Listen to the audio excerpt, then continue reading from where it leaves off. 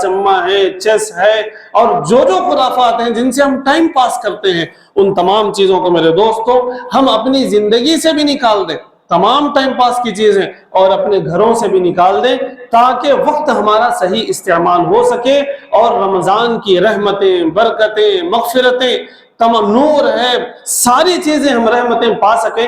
اس لیے ہمیں اپنی زندگی سے بھی اور اپنی نجی زندگی سے بھی اور اپنے گھروں سے بھی ٹائم پاس کی تمام چیزیں نکال کر باہر پھینکنے کی ضرورت ہے۔ ان تمام چیزوں کو اوپر سجے پہ رکھ دیں، بچوں کا ہاتھ وہاں تک نہ جائے، تاکہ ہم رمضان کا استعمال صحیح کر سکیں۔ صدری ویسر لی امری واحلل عقدۃ من لسانی یفقہوا قولی۔ اللہم صل علی محمد وعلی آل محمد کما صلیت علی ابراہیم وعلی آل ابراہیم انک حمید مجید۔ اللہم بارک علی محمد وعلی آل محمد کما بارکت علی ابراہیم وعلی آل ابراہیم انک حمید مجید۔ محترم بزرگوں اور ملت کے نوجوانوں، رمضان المبارک کا مہینہ قریب ہے۔ پچھلے جمعہ چونکہ شب برات کا موقع تھا، تو اس لیے شب برات سے متعلق باتیں آپ حضرات کے سامنے آئی تھی۔ اس سے پہلے والے جمعہ میں استقبال رمضان سے متعلق کچھ چیزیں آپ حضرات کے سامنے بتائی گئی تھی، اور کچھ چیزیں رہ گئی تھی جو آج کے خطاب میں، آج کے جمعہ میں انشاءاللہ آپ حضرات کے سامنے آئیں گے۔ وہ باتیں جو اس سے پہلے کے جمعہ میں بتائی گئی تھی استقبال رمضان سے متعلق، سرسری طور پر اسے بتاتے ہوئے میں آگے بڑھوں گا۔ پچھلے خطاب میں ہم نے جانا کہ رمضان کی اہمیت اور رمضان کی فضیلت خود ہم بھی جاننے کی کوشش کریں، اپنے گھر والوں کو بھی بتانے کی کوشش کریں، اور اپنے اولاد میں بھی اس کا اویئرنیس لانے کی کوشش کریں۔ اس پہ بات ہوئی تھی۔ دوسرے نمبر پر اکل حلال سے متعلق بات چلی تھی کہ ہمیں رمضان کا استقبال کرتے ہوئے حلال کمائی کی طرف ہمیں آگے بڑھنے کی ضرورت ہے۔ ایک لقمہ بھی اگر حرام کا ہم کھائیں گے تو 40 دن کی ہماری عبادتیں اور ہماری دعائیں اکارت جائیں گی۔ اس لیے اکل حلال کی طرف ہمیں بڑھنا ہوگا۔ تیسرے نمبر پر ہم نے جانا تھا کہ قرآن کریم کی تلاوت میں ہمیں زیادتی کرنے کی ضرورت ہے۔ مثال کے طور پر ہم نے بتایا تھا کہ 1 گھنٹے کا ہمارا معمول ہے قرآن کریم کے پڑھنے کا، تو ہمیں 2-3 گھنٹے پڑھنے کی عادت ڈالنی چاہیے۔ 1 پارہ پڑھنے کا اگر ہمارا آج کا معمول ہے تو رمضان کے استقبال میں ہمیں 2 پارے 3 پارے پڑھنے کی کوشش کرنا چاہیے، تاکہ رمضان میں زیادہ سے زیادہ ہم پڑھ سکیں۔ اور اسی طرح ہم نے بتایا تھا کہ اگر ہم قرآن کریم پڑھنا نہیں جانتے ہیں تو رمضان کے آنے تک ہمیں قرآن کریم پڑھنا سیکھ لینا چاہیے۔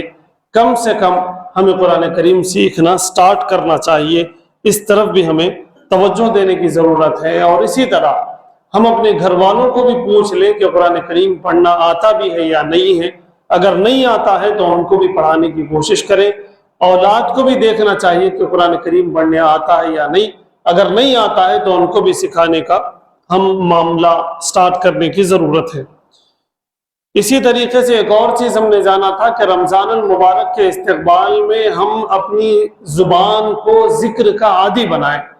اٹھتے بیٹھتے، چلتے پھرتے، کھاتے پیتے، نوکری کرتے ہوئے، ہم اپنی سٹڈی کرتے ہوئے، پڑھتے ہوئے، پڑھاتے ہوئے، جس بھی ایکٹیویٹی میں ہم ہوں گے، لیکن ہماری زبان ذکر میں مشغول رہے، تاکہ رمضان کے آتے آتے ہم عادی ہو جائیں۔ اگر ہم کوئی اہم اپنا کام کر رہے ہوں، کسی سے بات کر رہے ہوں، تو ہماری زبان ذکر سے خاموش ہو، ورنہ تو ہم ذکر میں ہمیشہ مشغول رہیں، اس لیے ہمیں اپنی زبان کو ذکر کا عادی بنانے کی ضرورت ہے۔ اور اسی طرح سے ہم نے 6 نمبر پر جانا تھا کہ 40 دن تک تکبیر اولیٰ کی نماز پڑھنے کی ہم کوشش کریں تاکہ جہنم سے خلاصی کا پروانہ ہمیں ملے۔ یہاں تک ہم نے جانا تھا پچھلے جمعہ میں۔ آج کا جو پہلا پوائنٹ ہے یعنی کہ 7واں پوائنٹ ہے وہ یہ کہ ابھی سے ہم اپنا ٹائم ٹیبل بنانے کی کوشش کریں، اور جو ٹائم پاس کی چیزیں ہیں ان چیزوں کو ہم خیر بات کہنے کی کوشش کریں۔ مجھے لگتا ہے پچھلے جمعہ بھی اس پہ تھوڑی سی بات ہوئی، لیکن میں تفصیل سے آج بھی بتانا چاہتا ہوں کہ آج کل کیا بچے، کیا نوجوان، کیا بڑے، کیا بزرگ، کیا مرد، کیا عورتیں، سبھی موبائل لے کر اپنا وقت اتنا برباد کر رہے ہیں، اتنا برباد کر رہے ہیں کہ جس کا اندازہ اس سے پہلے نہیں کیا جا سکتا تھا۔ پتا چلا کہ بھائی موبائل لے کے بیٹھ گئے، ٹائم پاس صرف کر رہے اور 2 گھنٹے چلے گئے اور ہمیں دھیان بھی نہیں رہا۔ تو ہمیں میرے دوستوں، خاص طور سے نوجوانوں کو میں متوجہ کرنا چاہوں گا کہ موبائل کا کم سے کم استعمال کرنے کی عادت ابھی سے ڈالیں تاکہ رمضان میں بھی ہم موبائل کا کم سے کم استعمال کر سکیں۔ یہ بہت اہم پوائنٹ ہے رمضان کے استقبال کے لیے۔ ہر طرح کی لایعنی سے، چبوتروں پہ بیٹھنے سے ہم رکیں، راتوں میں جاگنے سے اور جو ہے گپ چپ مارنے سے ہم رکیں، اور چغلیوں سے ہم بچیں۔ تمام چیزوں سے بچ کر ہمیں وقت کو استعمال کرنے کی ہم کوشش کریں۔ ابھی سے اگر ہم عادت ڈالیں تو انشاءاللہ فائدہ ہوگا۔ بڑوں اور بزرگوں سے میں کہنا چاہوں گا کہ آپ اپنے بچوں پر اور اپنے نوجوان بچوں پر اور چھوٹے بچوں پر پابندی لگائیں۔ جیسے وہ گھر میں آ جائیں گے موبائل ایک جگہ جمع ہوں گے، اگر کوئی کال ہوگی تو بات کی جائے گی، ورنہ تو واٹس ایپ ہے، فیس بک ہے، انسٹاگرام ہے، یوٹیوب ہے، اس پر بچے اتنا زیادہ وقت خراب کر رہے ہیں۔ اس سے بھی آگے بڑھ کر گیمنگ کا جو معاملہ ہے، میں بڑوں سے گزارش کرنا چاہوں گا کہ اپنے بچوں کے موبائل چیک کریں اور انسٹال کر دیں، ڈیلیٹ کر دیں۔ جتنے گیم کے ایپس ہیں وہ سارے کے سارے ڈیلیٹ کر دیں۔ اگر نہیں کریں گے تو پھر رمضان میں بھی وہ گیمنگ میں رہیں گے، وہ یوٹیوب پہ رہیں گے اور انسٹاگرام اور فیس بک پہ رہیں گے، قیمتی وقت وہ اپنا برباد کر لیں گے۔ اس لیے آپ سے گزارش ہے کہ اس طرف آپ زیادہ توجہ دیں۔ اور اگلا جو پوائنٹ ہے وہ یہ کہ اپنے کام والوں پر نرمی کرنا ابھی سے شروع کر دیں۔ اپنے گھر کے کام والے ہوں یا اپنے دکان کے کام والے ہوں یا اپنے کمپنی کے کام والے ہوں، جو مسلمان ہیں ان پر برڈن ذرا کم کرنا ابھی سے شروع کریں تاکہ رمضان میں بھی ہم ان کو راحت دے سکیں۔ وہ روزے میں ہوں گے، ان کو بھی قرآن کی تلاوت کرنی ہوگی، ان کو بھی نمازیں ادا کرنی ہوگی، ان کو بھی ذکر کرنا ہوگا، ان کو بھی اپنے بچوں کے ساتھ افطار کرنا ہوگا۔ کچھ نہ کچھ ایسا ہم اپنے دکان اور اپنے آفس میں یا اپنے گھر پہ ایسا ٹائم ٹیبل ان کو دے دیں کہ ان کا روزہ بھی آسانی سے ہو جائے، ان کا افطار بھی ان کے گھر پہ ہو جائے، ان کے لیے سحر بھی آسان ہو جائے۔ میرے دوستو، اگر یہ کام ہم کریں گے تو اللہ رب العزت اس کا اتنا بڑا اجر دیں گے، اتنا بڑا اجر دیں گے کہ ہم اس کو اندازہ بھی نہیں کر سکیں گے۔ حضور پاک صلی اللہ علیہ وسلم کا معاملہ رمضان تو رمضان، غیر رمضان میں بھی اپنے غلاموں کے ساتھ، اپنے نوکر چاکر کے ساتھ ایسا تھا جیسے گھر کا ایک فرد ہو۔ حضور پاک صلی اللہ علیہ وسلم نے یہ تعلیمات دیے ہیں کہ اپنے نوکروں، اپنے غلاموں اور اپنے ہاتھ کے نیچے کام کرنے والوں کو وہی کھلاؤ جو خود کھاتے ہو، وہی پہناؤ جو خود پہنتے ہو۔ تم اپنے لیے جتنی سہولتیں رکھتے ہو اتنی سہولتیں اپنے کام والوں کے لیے رکھو۔ یہ حضور پاک صلی اللہ علیہ وسلم کا حکم ہے۔ رمضان میں تو یہ اور زیادہ ہمیں کرنے کی ضرورت ہے، تو اس طرف ہمیں توجہ دینے کی ضرورت ہے۔ اسی طرح سے اگلی بات جو ہے وہ اپنے خاندان اور اپنے بستی کے یتیم بچوں اور بیواؤں کی لسٹ ہمیں ابھی سے بنا لینی چاہیے۔ میرے دوستوں، ویسے بھی یتیموں کا خیال کرنا، بیواؤں کا خیال کرنا، بے روزگاروں کا خیال کرنا، بیمار لوگوں کا خیال کرنا، کمزور لوگوں کا خیال کرنا، رمضان تو رمضان، غیر رمضان میں بھی بہت زیادہ افضل ہے۔ اور اللہ رب العزت فرماتے ہیں کہ ما کان العبد فی عون اخیہ کان اللہ فی عون عبدہ۔ اللہ رب العزت کے بارے میں حضور فرماتے ہیں کہ جب تک بندہ اپنے کسی بھائی کی مدد میں لگا رہتا ہے، اللہ رب العزت اس مدد کرنے والے کی مدد میں لگا رہتا ہے۔ رمضان میں تو اور زیادہ اس کا معاملہ ہے۔ تو اس لیے میرے دوستو ابھی سے ہم اپنے بستی کے، اپنے خاندان کے ان لوگوں کی لسٹ بنا لیں جو بیوہ ہیں، ان کی بنا لیں جو یتیم ہیں، ان کی بنا لیں جو بے روزگار ہیں، ان کی بنا لیں جو بیمار ہیں، ان تک میرے دوستو راشن پہنچانے کی کوشش کریں، اماؤنٹ پہنچانے کی کوشش کریں، افطاری پہنچانے کی کوشش کریں، سحر کا انتظام کرنے کی کوشش کریں، تاکہ ان کا بھی رمضان اچھے سے گزرے اور ہمیں زیادہ سے زیادہ اجر ملے۔ لیکن اس کی تیاری اور اس کے لسٹ میرے دوستو، اس کا جو بھی شیڈیول ہے وہ ابھی سے ہمیں بنانے کی ضرورت ہے۔ اگر کوئی اتنی زیادہ مالدار نہیں ہے، ان کے پاس یہ کھانے کے لیے اپنے لیے برابر ہے، تو میرے دوستو ان سے بھی میں گزارش کرنا چاہتا ہوں۔ اللہ رب العزت کے یہاں کوانٹٹی نہیں دیکھی جاتی، کوالٹی دیکھی جاتی ہے۔ آپ اناج کتنا پہنچاتے ہیں یہ نہیں دیکھا جاتا، لیکن آپ کی نیت کیا ہے، آپ کتنے اخلاص سے پہنچا رہے ہیں وہ دیکھا جاتا ہے۔ اسی لیے حضور پاک صلی اللہ علیہ وسلم نے فرمایا تھا کہ تم جنت خرید سکتے ہو کھجور کے ایک پھانک سے بھی، کہ کھجور کے ایک پھانک سے، ایک ٹکڑے سے بھی تم جنت خرید سکتے ہو۔ تو اس سے ہمیں اندازہ ہوتا ہے کہ اگر ہم ان بیواؤں، یتیموں، بے روزگاروں اور لاچار اور مجبور لوگوں کی ہم مدد کرنے کی کوشش کریں تو ہمارے پاس بہت زیادہ مال ہو اس کی ضرورت نہیں ہے۔ جتنا ہمارے پاس ہے پورے اخلاص کے ساتھ، اچھی نیت کے ساتھ، بغیر کسی کو بتائے ان تک پہنچانے کی کوشش کریں تاکہ ان کا بھی روزہ اچھا گزرے۔ اور اسی طرح سے گھروں میں عبادت کی عادت ابھی سے ڈالیں، گھروں میں عبادت کا ماحول بنائیں۔ آپ گھر پہنچ جائیں تو قرآن کی تلاوت کریں، ذکر و اذکار میں مشغول رہیں۔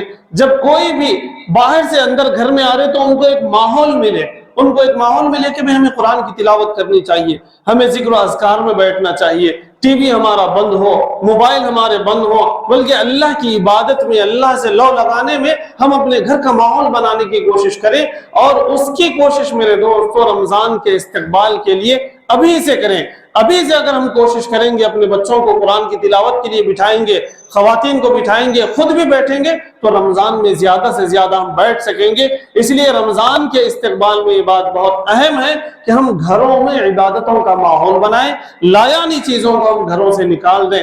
کیرم بورڈ ہے، اٹا چما ہے، چیس ہے، اور جو خرافات ہیں جن سے ہم ٹائم پاس کرتے ہیں، ان تمام چیزوں کو میرے دوستو ہم اپنی زندگی سے بھی نکال دیں، تمام ٹائم پاس کی چیزیں، اور اپنے گھروں سے بھی نکال دیں، تاکہ وقت ہمارا صحیح استعمال ہو سکے اور رمضان کی رحمتیں، برکتیں، مغفرتیں، تمام نور ہے، ساری چیزیں ہم رحمتیں پا سکیں۔ اس لیے ہمیں اپنی زندگی سے بھی اور اپنی نجی زندگی سے بھی اور اپنے گھروں سے بھی ٹائم پاس کی تمام چیزیں نکال کر باہر پھینکنے کی ضرورت ہے۔ ان تمام چیزوں کو اوپر سجے پہ رکھ دیں، بچوں کا ہاتھ وہاں تک نہ جائے، تاکہ ہم رمضان کا استعمال صحیح کر سکیں۔ اور اسی طرح سے عبادتوں کے لیے وقت نکالنے کی پوری کوشش ابھی سے کریں۔ نماز کے لیے جب آپ آئیں تو آپ اذان سے پہلے مسجد آ جانے کی کوشش کریں ابھی سے۔ عبادتوں کے لیے ہم وقت نکالنے کی کوشش کریں۔ ہم کوشش یہ کریں کہ سب سے پہلے ہم مسجد میں آئیں اور سب سے آخر میں ہم مسجد سے واپس جائیں۔ اس کی عادت میرے دوستو ابھی سے ڈالیں۔ ہم اپنے دکان پر بیٹھے ہوئے ہیں، وقت نکالیں، خالی بیٹھے ہوئے ہیں، قرآن کی تلاوت کر لیں۔ اسکول اور کالج میں ہیں، خالی بیٹھے ہوئے ہیں، ہم اللہ کا ذکر کرنے کی کوشش کریں اور شروع کر دیں۔ ہم اپنے آپ کو عبادت میں مشغول رکھنے کی کوشش ابھی سے کریں، تاکہ ہم رمضان میں ایک لمحہ بھی ہمارا ویسٹ نہ ہو، برباد نہ ہو۔ اس لیے ہمیں اس طرف توجہ دینے کی ضرورت ہے۔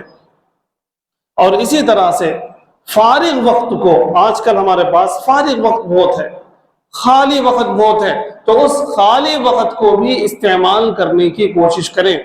ہمارے نوجوان بچوں کو ہم دیکھتے ہیں چبوتروں پہ بیٹھے ہوئے ہیں، چورستوں پہ ٹھہرے ہوئے ہیں، اور پتہ نہیں ہوٹلوں میں بیٹھے ہوئے ہیں، ایک ایک گھنٹہ بیٹھ جا رہے، دو دو گھنٹے بیٹھ جائے۔ پریکٹیکلی بھی اگر آپ کو دیکھنا ہے، جمعہ کی نماز کے بعد آپ تھوڑی دیر سے باہر جائیے، آپ دیکھیے پوری گلی میں ماشاءاللہ نوجوان ٹھہرے ہوئے رہتے۔ یہ فارغ وقت ہے، یہ وقت، اس وقت میں کام کچھ بھی نہیں ہے۔ تو میرے دوستو اس وقت کو استعمال کرنے کی کوشش کریں، تاکہ رمضان کے اندر بھی یہ ہمارا وقت بیکار نہ ہو، ورنہ تو آپ دیکھتے ہوں گے یہی عادت پڑی ہوئی رہتی، اور رمضان کا اتنا قیمتی وقت رہتا، افطار سے پہلے کا وقت رہتا، گپ شپ میں بیٹھے ہوئے رہتے، یہ نماز کے بعد کا، تراویح کے بعد کا وقت رہتا، یہاں وہاں کھڑے ہوئے رہتے، گلیوں میں کھڑے ہوئے ہیں اور چورستوں پہ کھڑے ہوئے ہیں، ہوٹلاں بھرے ہوئے ہیں، بازار پورا بھرا ہوا ہے۔ میں بڑوں سے گزارش کرنا چاہتا ہوں کہ جتنی غلطی نوجوانوں کی ہے اتنی ہی غلطی ان کے والدین کی ہے اور محلے کے اور خاندان کے بڑوں کی بھی ہے۔ ہاں، میں آپ پر یہ الزام لگا رہا ہوں، آپ اگر چاہیں تو وہ لوگ اپنے گھروں میں عبادتوں میں مشغول ہو سکتے ہیں، آتے جاتے اگر آپ ان کو روکنے کی کوشش کریں تو ایک بار، دو بار، تین بار کھڑیں گے، چوتھی بار وہ نظر نہیں آئیں گے۔ میں بڑوں سے اپیل کرنا چاہتا ہوں کہ اپنے نوجوانوں کو اپنے گھروں کے اندر بلا لیں۔ اگر آپ کے نوجوان آپ کے گھروں میں ہیں تو آپ کے گھر کے باہر، آپ کے چبوترے پہ، آپ کے گلی میں، آپ کی بستی میں جو نوجوان ہیں ان کو بتائیں، آپ کی یہ ذمہ داری ہے۔ اس لیے میں نوجوانوں سے بھی اپیل کرنا چاہتا ہوں اور بڑوں سے بھی اپیل کرنا چاہتا ہوں کہ رمضان میں اس ماحول کو ختم کرنے کے لیے ابھی سے ہمیں کوشش کرنے کی ضرورت ہے تاکہ ہمارا رمضان اچھے سے گزرے۔ اور بھی کچھ چیزیں ہیں انشاءاللہ اس کو اگلے جمعہ یا پھر رمضان سے بالکل پہلے آپ حضرات کے سامنے پیش کرنے کی کوشش کی جائے گی تاکہ رمضان ہمارا اچھے سے اچھا گزرے۔ اللہ تعالیٰ سے دعا ہے کہ اللہ تعالیٰ ہمیں رمضان المبارک کے استقبال کو اچھی طرح سے استقبال کرنے کی توفیق نصیب فرمائے۔ وآخر دعوانا الحمدللہ رب العالمین۔ سنت ادا کریں۔